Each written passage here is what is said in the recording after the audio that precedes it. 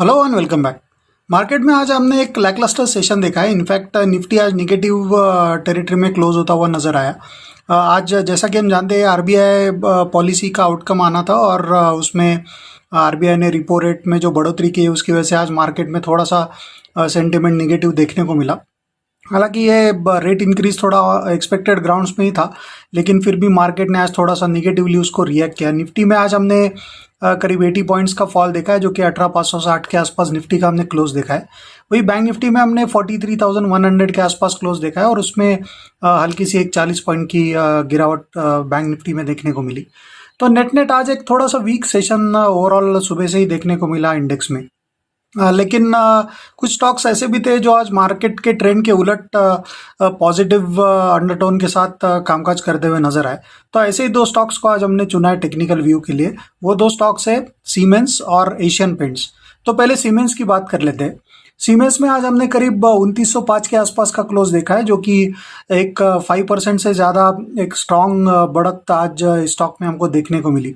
और पिछले कुछ दिनों से अगर हम देखें तो एक कंसिस्टेंट उसमें कंसोलिडेशन देखने को मिल रहा था। करीब 2750 2800 के जोन में बहुत एक करीब एक हफ्ता उसमें हमको कंसोलिडेशन देखने को मिला था और उसके प्रीवियसली हमको एक कंसिस्टेंट फॉल भी देखने को मिला।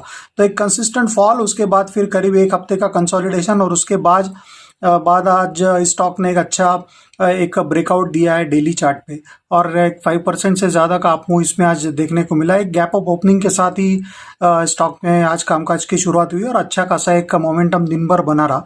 हालांकि दिन के हाई से ये स्टॉक थोड़ा फिसल के नीचे क्लोज हुआ है, लेकिन फिर भी एक 5% से ज़्यादा की बढ़त आज उसमें दर्ज की गई। नेट नेट इसमें अगर हम देखें तो ट्रेंड लाइन इसका जो एक रेजिस्टेंस आता है वो करीब 2940 की या 2920 इस जोन में आता है। लेकिन प्योरली ऑन मोमेंटम बेसिस अगर इसको हम देखें तो पिछले 6-7 ट्रेडिंग सेशन का एक हाईएस्ट क्लोज आज हमको देखने को मिला और प्रीवियस 7-8 ट्रेडिंग सेशंस के जो मेजर हाइस थे उन सारे हाइस को क्रॉस करके ये स्टॉक आज ऊपर निकलने में कामयाब हुआ है। तो ऑन दैट बेसिस इसमें क्लियरली एक पॉजिटिव मोमेंटम नज़र आ रहा है। वीकली चार्ट पे अगर हम देखें तो वीकली चार्ट पे इस स्टॉक में अभी भी जो उसका ब्रॉडर चार्ट है उसमें अभी भी अच्छी खासी पॉजिटिविटी देखने को मिल रही है, क्योंकि पिछले कई वीक से ये स्टॉक 2700 को डिसाइसिवली डिफेंड कर रहा है ऑन द लोअर साइड और ऑन द हायर साइड उसमें जो रेजिस्टेंस हमको देखने को मिल रहा है वो करीब 3000 के आसपास आता हुआ देखने को मिल रहा है क्लोजिंग बेसिस के हिसाब से। तो अभी नियर टर्म में स्टॉक के लिए जो इमीडिएट सपोर्ट नज़र आता है वो करीब 2750 इस जोन में नज़र आता है और ऑन द हायर साइड जैसा मैंने कहा कि 3020 ये एक रेजिस्टेंस जोन रहेगा ऑन द हायर साइड। लेकिन जिस तरह का मोमेंटम स्टॉक ने आज पिकअप किया है तो उसको देखते हुए लगता है कि ये स्टॉक इवेंचुअली 3000 के ऊपर निकलने का दमखम रखता है और उसके ऊपर अगर ये सस्टेन कर जाता है तो फिर ये 3150 तक भी अपना मूव एक्सटेंड कर सकता है आने वाले कुछ हफ्तों में।